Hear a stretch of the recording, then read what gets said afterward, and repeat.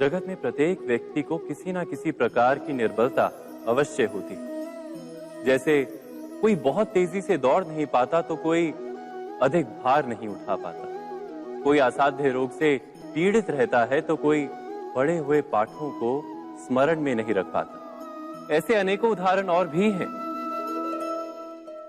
क्या आप किसी ऐसे व्यक्ति को जानते हैं जिसे सब कुछ प्राप्त हो और हम जीवन की उस एक निर्बलता को जीवन का केंद्र मानकर जीते हैं? इस कारणवश हृदय में दुख और असंतोष रहता है सदा। निर्बलता मनुष्य को जन्म से अथवा संजोग से प्राप्त होती है, किंतु उस निर्बलता को मनुष्य का मन अपनी मर्यादा बना लेता है। किंतु कुछ व्यक्ति ऐसे भी होते हैं जो अपने पुरुषार्थ और श्रम से उस निर्बलता को पराजित कर देते हैं। क्या भेद है उनमें और अन्य लोगों में? क्या आपने कभी विचार किया है? सरल सा उत्तर है इसका। जो व्यक्ति निर्बलता से पराजित नहीं होता, जो पुरुषार्थ करने का साहस रखता है हृदय में, वो निर्बलता को पार कर जाता है। अर्थात निर्बलता अवश्य ईश्वर देता है, किंतु मर्यादा मनुष्य का मन ही निर्मित करता है। स्वयं विचार कीजिए।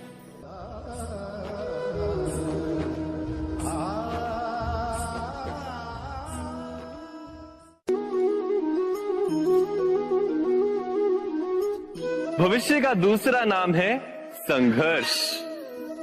हृदय में आज इच्छा होती है और यदि पूर्ण नहीं हो पाती तो हृदय भविष्य की योजना बनाता है। भविष्य में इच्छा पूर्ण होगी ऐसी कल्पना करता रहता है, किंतु जीवन ना तो भविष्य में है ना अतीत में।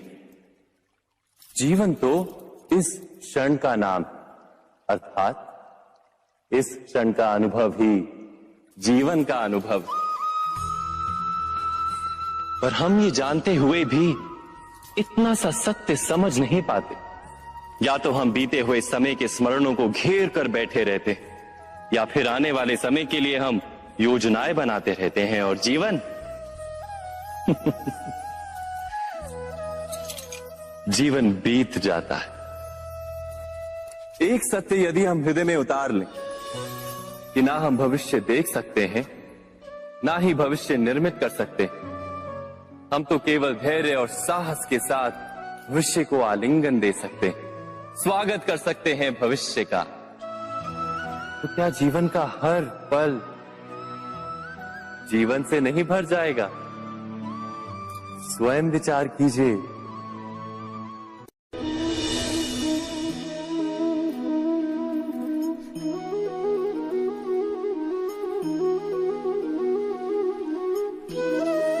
ज्ञान प्राप्ति सदा ही समर्पण से होती है, ये हम सब जानते हैं। किंतु समर्पण का वास्तविक महत्व क्या है? क्या हमने कभी विचार किया? मनुष्य का मन सदा ही ज्ञान प्राप्ति में विभिन्न बाधाओं को उत्पन्न करता है। कभी किसी अन्य विद्यार्थी से ईर्ष्या हो जाती है, कभी पढ़ाए हुए पाठों पर संदेह जन्मता है और कभी गुरु द्वारा दिया गया दंड मन को अहंकार से भर देता है। नहीं, क्या ऐसा नहीं होता?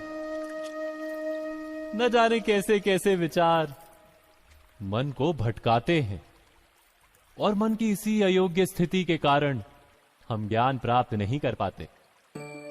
मन की योग्य स्थिति केवल समर्पण से निर्मित होती है।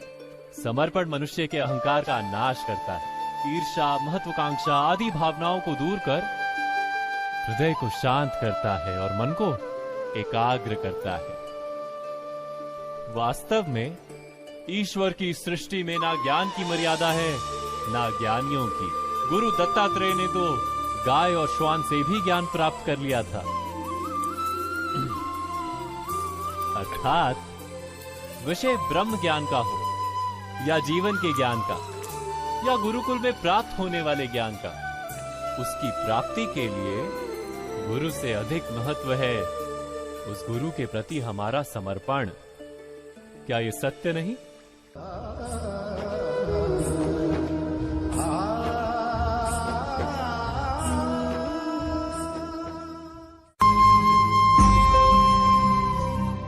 प्रत्येक मनुष्य के जीवन में ऐसा क्षण अवश्य आता है जब सारे स्वप्न, सारी आशाएं, सारे दृश्य ध्वस्त हो जाते हैं। जीवन के सारे आयोजन ही बिखर जाते हैं। एक और धर्म होता है और दूसरी ओर सुख। इसी को धर्म संकट कहते हैं। जब धर्म का वहन ही संकट हो और धर्म का त्याग ही सुख हो। विचार कीजिए, कभी किसी स्वजन के विरुद्ध सत्य बोलने का अवसर प्राप्त हो जाता है, कभी ठीक दरिद्रता के समय सरलता से चोरी करने का मार्ग प्राप्त हो जाता है, कभी किसी शक्तिशाली राजनेता या राजा के कर्मचारी का अधर्म प्रकट हो जाता है। सबके जीवन में ऐसी घटना बनती ही रहती है। अधिकतर लोग ऐसे किसी क्षण को धर्म संकट के रूप में जान ही नहीं पाते। हमें किसी प्रकार के संघर्ष का अनुभव ही नहीं होता। सहजता से सुख की ओर खींचे चले जाते हैं, जैसे मक्खी गुड़ की ओर खींची चली जाती। वास्तव में धर्म संकट का क्षण ईश्वर के निकट जाने का क्षण होता है। यदि हम संघर्षों से भयभीत ना हो, सुख की ओर आकर्षित ना हो, अपने धर्म पर दृढ़ रहे,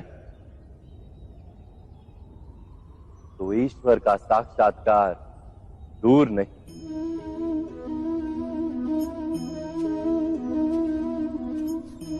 पवन से युद्ध करने वाला पत्ता यदि पेड़ से गिरता है तो भी आकाश की ओर उठता है। पवन से झुकने वाली घास वहीं भूमि पर रह जाती है। अर्थात धर्म संकट से यदि हम संकट को ही टाल दें तो सुख तो मिलता है, जीवन बढ़ता है, किंतु क्या चरित्र नहीं टूटता? क्या आत्मा दरिद्र नहीं हो जाती? क्या ईश्वर से अंतर नहीं हो जाता? स्वयं विचार किए। दो व्यक्ति जब निकट आते हैं तो एक दूसरे के लिए सीमाएं और मर्यादाएं निर्मित करने का प्रयत्न अवश्य करते हैं। हम यदि सारे संबंधों पर विचार करें तो देखेंगे कि इन सारे संबंधों का आधार यही सीमाएं हैं जो हम दूसरों के लिए निर्मित करते हैं। और यदि अनजाने में भी कोई अन्य व्यक्ति इन सीमाओं को तोड़ता है तो उसी क्षण हमारा हृदय क्रोध से भर जाता है। इन सीमाओं का वास्तविक रूप क्या है? क्या हमने कभी विचार किया? सीमाओं के द्वारा हम दूसरे व्यक्ति को निर्णय करने की अनुमति नहीं देते। अपना निर्णय उस व्यक्ति पर थोपते, अर्थात किसी की स्वतंत्रता का अस्वीकार करते हैं। और जब स्वतंत्रता का अस्वीकार किया जाता है तो उसका हृदय दुख से भर जाता है। और जब वो सीमाओं को तोड़ता है तो हमारा हृदय क्रोध से भर जाता है। क्या ऐसा नहीं होता?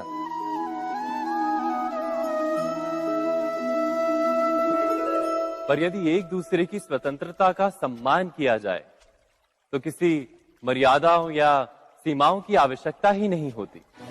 अर्थात जिस प्रकार स्वीकार किसी संबंध का देह है, क्या वैसे ही स्वतंत्रता किसी संबंध की आत्मा नहीं? स्वयं विचार कीजिए।